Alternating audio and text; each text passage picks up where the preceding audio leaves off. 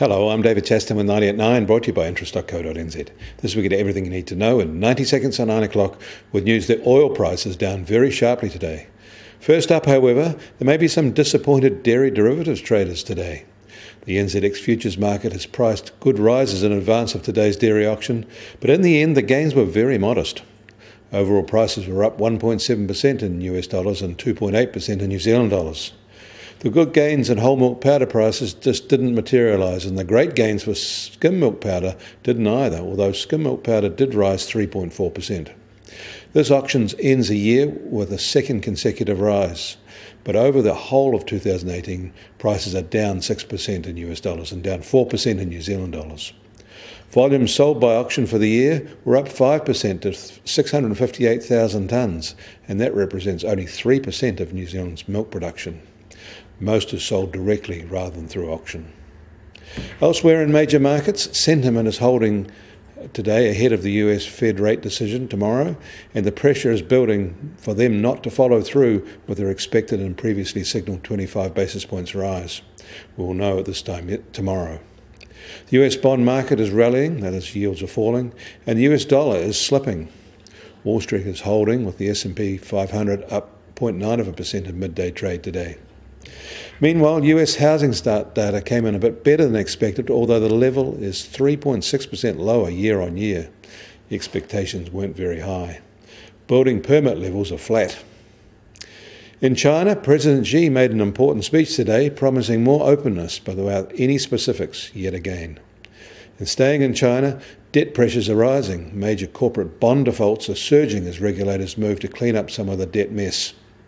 Investors will take the hit. Yesterday in Shanghai, equities ended the day down 0.8%. That takes the 2018 drop to 23% down and a real bear market.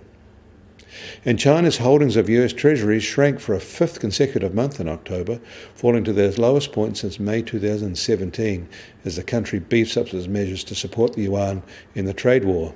Actually, most countries are letting their holdings of US Treasuries fall, an indication that the cost of financing the ballooning US federal deficit is likely to rise in 2019. Foreign holdings are down 2% in a year, when overall US debt rose 6.3%. In Europe, Germany's IFO Business Sentiment Index slipped by slightly more than expected to a two-year low. Germany has produced yet another big government surplus, and their foreign wealth now amounts to a staggering €1.8 trillion. That's more than half of Germany's total annual GDP.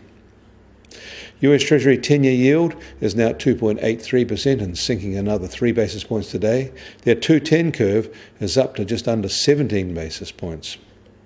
Gold has regained more ground, as now at $1,249 an ounce, a $4 rise today. And US oil prices have slumped again by almost $2.50 a barrel to just over $47.50 a barrel. The Brent benchmark is now down to just $57.50 a barrel. Severe oversupply, especially from US fracked crude, is behind the sharp drop. We haven't seen crude prices this low in more than a year.